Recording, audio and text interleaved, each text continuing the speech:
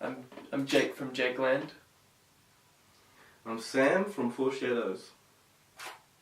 This is one-on-one thanks to New Zealand On Air music. Cheers. Cheers.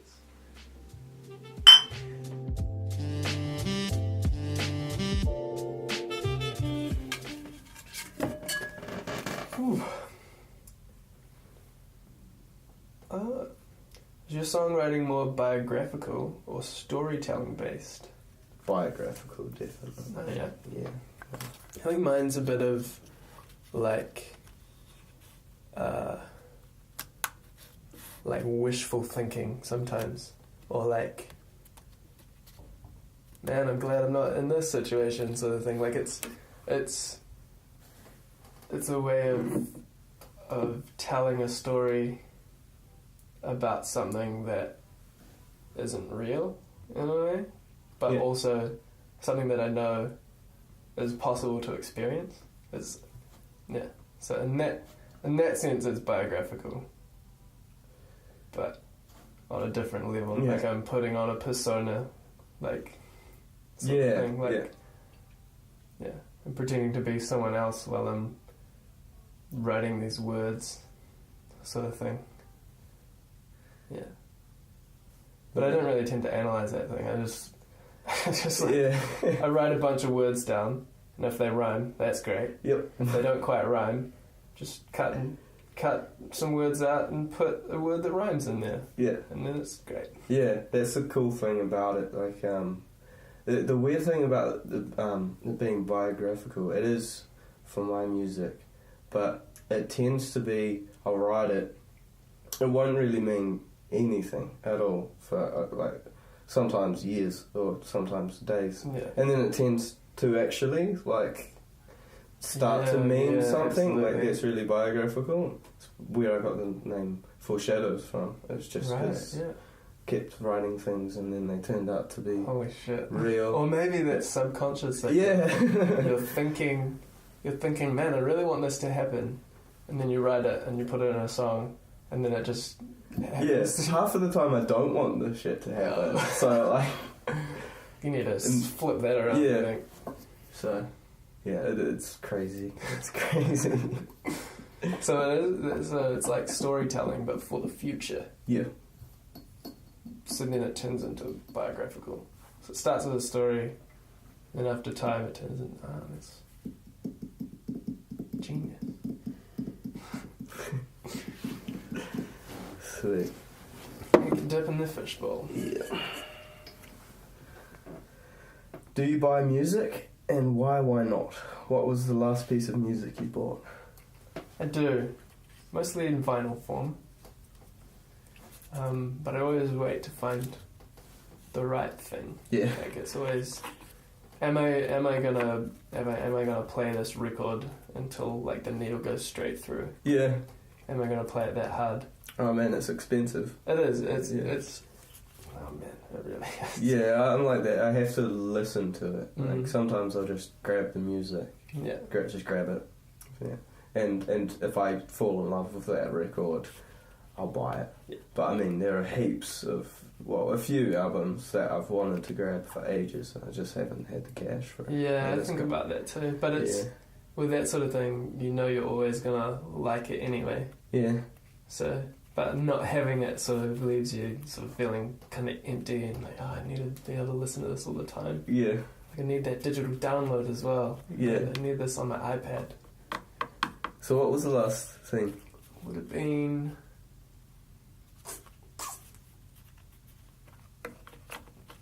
I bought a bunch of Louis Armstrong vinyls. Oh wow, that's great. Yeah. I do love me some Louis Armstrong. But before that, maybe... Mac DeMarco's latest one. Yeah. Got that on vinyl. The mini LP. It was good. Yeah. Trying to think what I got in Bandcamp recently. Sometimes I just will find stuff on Facebook and just be like, this is actually real mean. I'm going to pay money for this. So that this person gets that money in their PayPal account and then that pays for advertising on Facebook for them. Mm. Yeah. It's always how it works out. That's why I put my music up for free, because I never get the money. It just like sits in my PayPal account, and then I pay for advertising or something, which is bullshit. No one should do that. I think my last one would have been Led Zepp 2. I saw it, and I just couldn't. On vinyl. Yeah. Ooh. Warehouse have some really cheap records. Really? It's $25. That's decent. Like, I've been going in there a lot, you know. Like, picked up a Joy Division record as well, like a rare Joy Division Oh as my well. god. So there's a lot there. Where do they get them from? I don't know. They must have seen how vinyl sales are just skyrocketing lately, and been like, that's what JB Hi-Fi did as well. Yeah, and needed to as well. Yeah. So Palmy's got some places you can buy vinyl. No. I think we probably need a better one though. A place that isn't the warehouse. Or I know Model Orchestra Multi-Love. That was just like, my brother bought that for my birthday. It was just like, I needed this. I needed it. And it came with a digital download. Yeah, man. Oh, that is my shit. Yep. And you can share it. Yeah. You'd be like, you need this in your life. You need this music. You're not going to go out of your way to get this, so I'm giving it to you like this right now. You need it. Last digital one I bought, Bandcamp, found out Four Shadows was opening for Kane Strang, and I was like, okay, who's this guy? Started listening to his album, and I was like, oh, this is just so good. Like, something hasn't come out this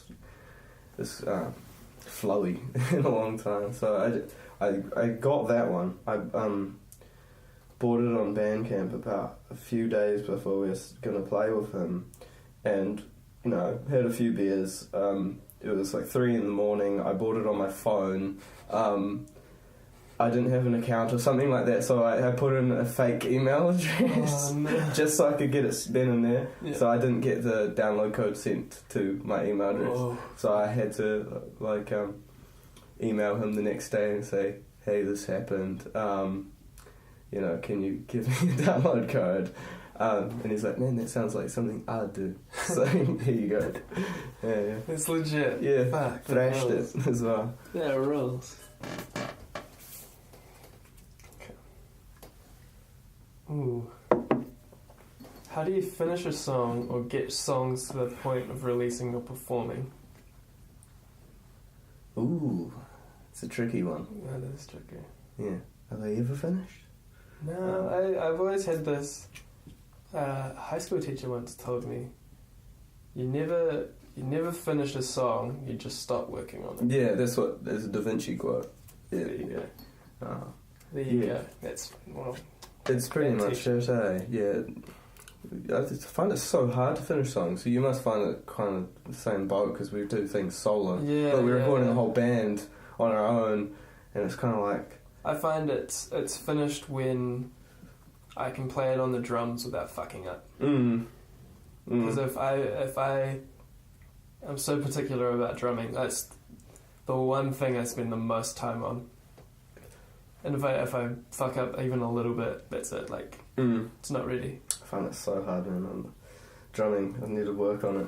But finishing songs, the last song I finished on the album, Unheard Secret, I didn't have any like hi-hat or anything like that. The drum kit was moving around. And I finished this track, because my house was on fire. My flat in Wellington was on fire. Because I'd done so many takes, and then before this take, I went out, smoked a cigarette, and I just put it out.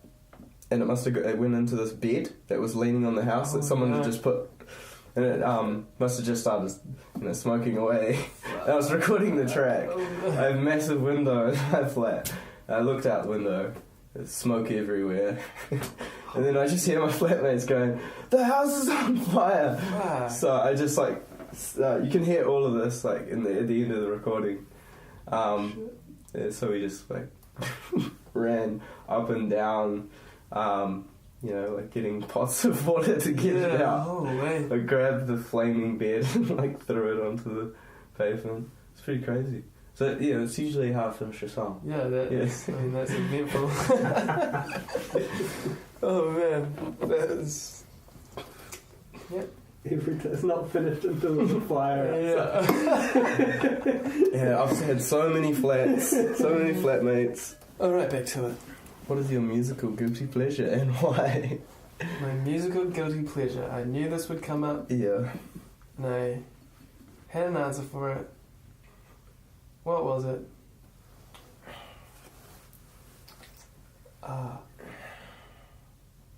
What was it? I can think of this. Sometimes listen to music that I know will piss me off, sort of thing. Absolutely. That is kind of like I'll, this may offend people. Sometimes I'll put on Kanye West stuff. I was honestly just about to say that. And I'll sit there and because last night I saw the Yeathoven. Yeathoven, or whatever. Like he's done it with an orchestra. Yeah. It's kind of like comparing himself to Beethoven. And that's a bit of a guilty pleasure. I probably shouldn't do it because I know I'm just going to get pissed off. It's like me searching up stuff about Donald Trump. I know it's just going to frustrate me. Oh my god. If only he was a musician. Wouldn't he just be the best? Guilty pleasures, though. I don't know. Yeah, hang on. Does Flume count as one? Yeah. Kind of. I mean, Flume's pretty hot though. Like, Yeah. There's some pretty good tunes. Good sounds. Yeah. Jeez. Honestly, I had the best answer for this question. Back in the day, it would have been General Fiasco, something like that. I'm down on a bit of. I don't know. I'm down on a bit of General Fiasco. Yeah. Yep, for sure. That's a guilty pleasure now. Yeah. Back then, then that was the thing. Everyone in 2009 was into General Fiasco. Yeah. But now it's definitely a bit on the guilty pleasure side. Who would it be? Yeah. What else? Hang on. I'm just thinking like 2 Chainz. 2 Chainz is for sure some guilty pleasure music. Sometimes you just gotta just let it go and just put on some 2 Chainz.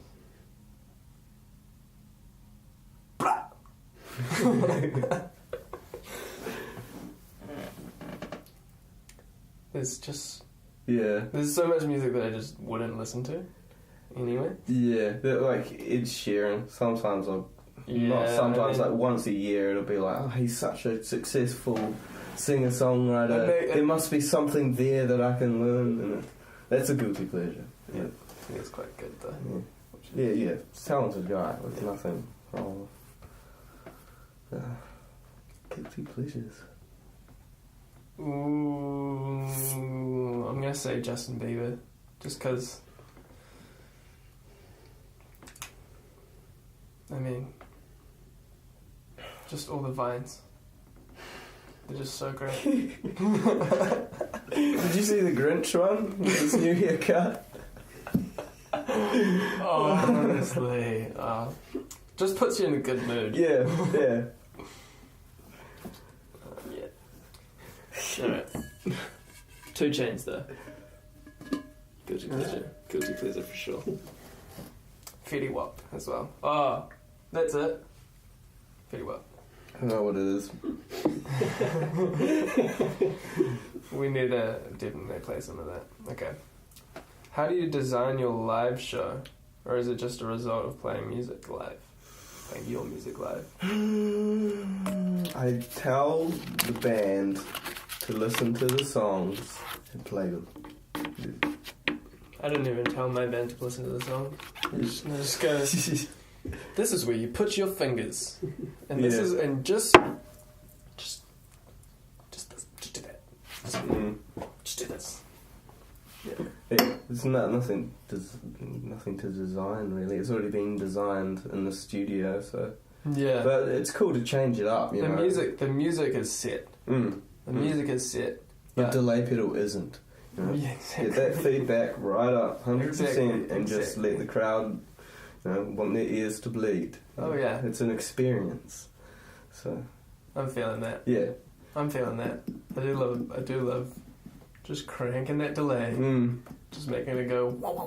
I want to get one of the expression pedals that you can like put into the delay, so you can slowly bring up the feedback. Oh yeah. It'll be the day. That'll make the live show. Yeah. When I play live, it's a lot more primitive. Like it's a lot more stripped back. Like like when I record, it's like there's maybe 7 different tracks. Most of them are vocal tracks, sort of thing. Like 5 of them are vocal tracks, and then or whatever. So when I play live, there's only me doing vocals, and then I've just got drums and bass as well. So it's like real cut back, and it is just super simple, like the whole way through as well. So it makes the live experience different from maybe like, you know, sitting at home listening to it, sort of thing. Sometimes I'll put in an extra chorus just because I know the set isn't long enough. That's a bit of it's not the best thing to do, but sometimes you got to do it. But also, like, some songs I'll put in other chords as well. Oh yeah. Like I remember we were jamming with Benny a couple of years back, I think, and it was I Could Never, that song, and it's like G, B to C, and then he was like, you go to A after that, and it just resolves it. I mean, I didn't want to do that when I wrote the song, but like in the last chorus, it's really cool. So like from then on, when we played live, it was just always going to A. Yeah, it's little fun things. Yeah. Thanks, Benny. Who's that? Oh, my turn. Oh yeah. Okay. Do you think more about the audience or about yourself when you're creating? When I'm creating,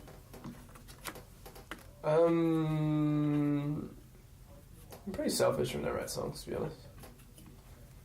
It's that whole like biographical thing.